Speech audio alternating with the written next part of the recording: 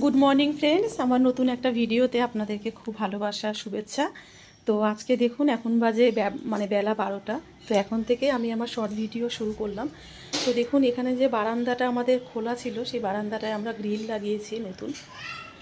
আর grill লাগানোর পর রঙও করা হয়ে গেছে। এবার বাইরে দিয়ে রঙটা আপনাদেরকে দেখাবো।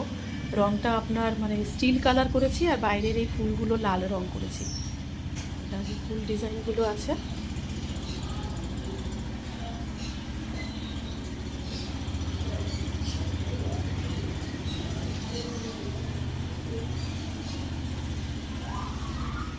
তো কেমন হয়েছে বলবেন।